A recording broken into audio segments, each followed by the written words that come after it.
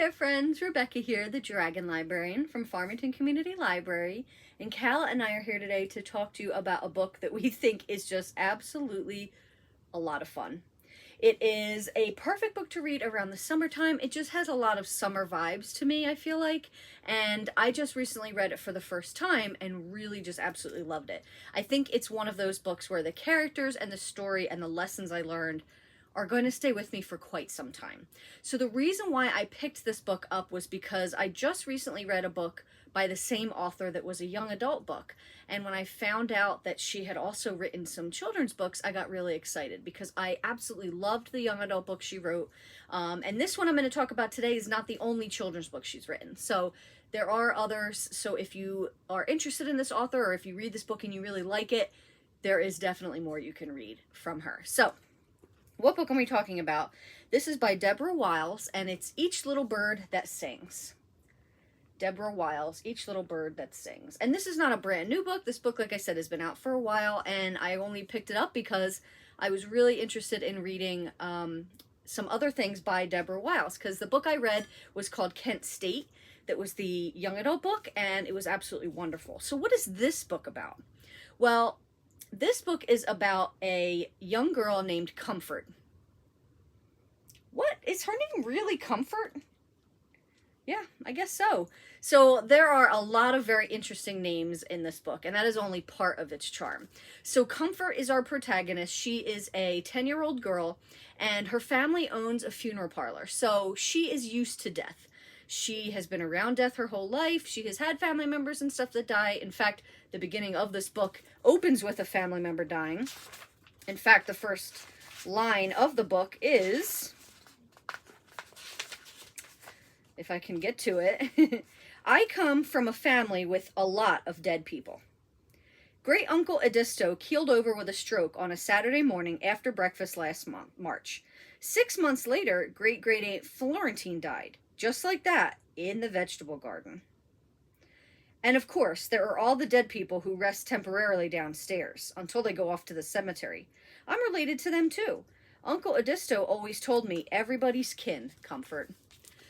So you get, right from the beginning, you get the idea that this is a story that's going to have a lot of lightness to it, but also some heaviness as well. Because obviously Comfort is around all this death all the time. Her uncle dies in the beginning of the book, but the story really picks up when her Aunt Flo dies, because that is what really sets everything in motion for the story. So up until this point, Comfort lives a pretty normal existence. She's happy with everything. She has her dog whose name is Dismay, and he's scared of everything all the time. She has a best friend named Declaration, and she's got a cousin that is really, really super annoying, and his name is Peach. So we've got a lot of very interesting characters, like I said. So after Great Aunt Flo dies, though, things start to change a little bit. And when Comfort's family all comes and she's expecting this great big get-together, she is put to be in charge of taking care of Peach, which is like the worst thing ever, right? But then she also has a problem where Declaration, her best friend, starts being really, really mean to her. And she's not really sure what that's about too.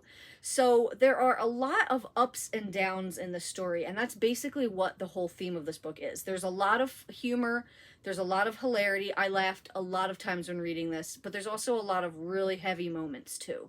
So it's one of those books that, you know, you have to take the bad with the good, right? Just like life.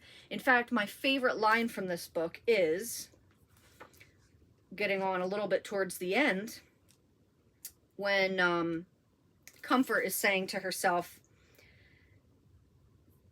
this is a good thing. Life was full of surprises, and not all of them were good, but some were. And that's true. This book is very, very realistic in the fact that good things happen, bad things happen. That's just life, right? And all you can do is get on with it. And that is what this book is about. So if you like stories that have a lot of humor, but are also have a lot of really deep emotional themes as well, Each Little Bird That Sings is absolutely wonderful. Now, one thing I do want to give you a bit of a warning about with this book, and the only reason I'm doing that is a little bit of a spoiler, but the only reason I'm doing it is because I think that I would have wanted to know this before reading it. So remember how I mentioned Comfort's dog, Dismay, right, in the beginning. So the dog at the end of the book, we're not really sure if he's alive or not. There's an accident where he goes missing, and it's very, very ambiguous as to whether or not he died or whether he ran away and is going to come back. So if you are really sensitive to animal endangerment like that, maybe just read with caution. Like I said, it's a little bit of a spoiler, but I feel like for something like that, it's better to let you know ahead of time. It didn't really take away my enjoyment of the book, but it left me really, really wondering and worried about this dog, Dismay. So if you're a little bit sensitive to animal stuff like that, just be wary when you're reading it, okay? Each little bird that sings. Well, that's what we've got for you guys today. I hope that this book sounds really interesting and that you want to give it a shot. If so, please feel free to come check it out from Farmington Community Library. And thank you so very much for watching, friends, and I hope you have a wonderful, wonderful rest of the day.